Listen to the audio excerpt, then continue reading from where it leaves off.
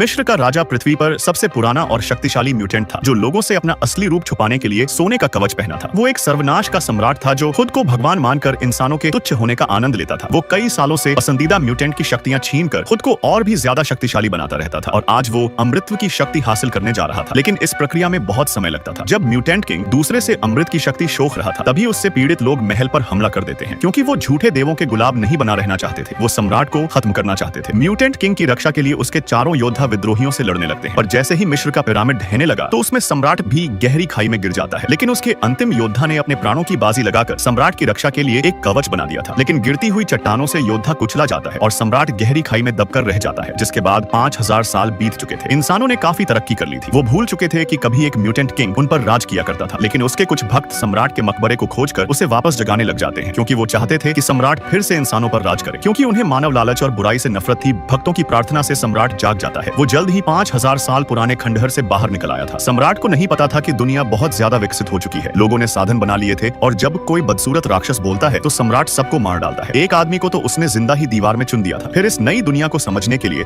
सर्वनाश का सम्राट टीवी देखकर पूरा आधुनिक ज्ञान तेजी से सीख लेता है। उसे पता चला कि कमजोर इंसान ताकतवर हथियार बनाकर खुद को भगवान समझ रहे थे, जिससे सम्राट गुस्से में सोचने लगता है कि मानवता भटक चुकी है, क्योंकि उसकी दुनिया में लालच और बुराई जैसा कुछ नहीं था। अब सम्राट इस दुनिया में नया मिस्र का राज्य स्थापित करके फिर से शासन करने की सोच लेता है। उसने अपने लिए नए योद्धाओं की शक्तियों को बढ़ाकर उन्हें ताकतवर बना दिया था। तभी प्रोफेसर को उस सर्वनाश की ऊर्जा तरंगे दिख जाती है, लेकिन जल्दी उसे पता चला कि सम्राट उसका ही दिमाग कंट्रोल करने लगा था। उसने प्रोफेसर के दिमाग से सारे देशों के परमाणु हथियारों को इकट्ठा करके अंतरिक्ष में भेज दिया था, जिससे पूरी दुनिया परमाणु बम से मुक्त हो गई थी, जो सम्राट का पहला कदम था। फिर सम्राट अपने साथियों की मदद से बेहोश प्रोफेसर को पकड़कर दूसरी जगह पर ले आता है। सम्राट का कहना था कि वो हजारों सालों से पुनर्जन्म लेता आ रहा है। उसमें कई महान शक्तियां थी, लेकिन वो हमेशा से दूसरों के विचारों को कंट्रोल करने की शक्ति पाना चाहता था और आज वो शक्ति भी उसे प्रोफेसर से मिल जाएगी। सम्राट शहर को तबाह करके टूटे पत्थरों से एक नया पिरामिड बनाता है, जहां वो प्रोफेसर को अंदर ले जाकर उसकी शक्तियां वैसे ही हड़पना चाहता था जैसे उसने 5000 साल पहले अमृतत्व की शक्ति हड़पी थी। इस शक्ति पाते ही उसके लिए पूरी दुनिया पर राज करना बहुत ही आसान हो जाएगा। लेकिन प्रोफेसर को बचाने के लिए उसके साथी तुरंत पिरामिड आ पहुंचते हैं और म्यूटेंट योद्धाओं से लड़कर उनको भड़काने लगते हैं, जिससे मौके पर नाइट क्रॉलर चुपके से पिरामिड में घुसता है और प्रोफेसर को तुरंत लेकर विमान में टेलीपोर्ट हो जाता है। और जब यह बात सम्राट को पता चली तो वो गुस्से में पागल हो गया था और सबको मारने लगा था। यह देख मैग्नेटो भी अब उसको रोकने लगता है, क्योंकि मैग्नेटो जानता था कि अगर सम्राट सचमुच दुनिया पर राज करेगा तो यह दुनिया नरक बन जाएगी। इस तरह सारे म्यूटेंट मिलकर उस पर हमला कर देते हैं, लेकिन सम्राट के पास हजारों सालों की शक्तियां थी जिनके सामने सब कमजोर पड़ चुके थे। जब सबकी जान खतरे में थी तभी प्रोफेसर से भी ज्यादा शक्तिशाली जीन मैदान में उतरती है, जिसके पास फिनिक्स की शक्ति थी। वो प्रोफेसर के निर्देश पर फिनिक्स शक्ति से म्यूटेंट किंग को खत्म करने लगती है। मैग्नेटो ने भी उसको भागने से रोक दिया था, जिसके चलते शक्तिशाली जीन की फिनिक्स शक्ति के सामने म्यूटेंट किंग टिक नहीं पाता। जीन ने उसकी हर एक कोशिका को जलाकर राख कर दिया था।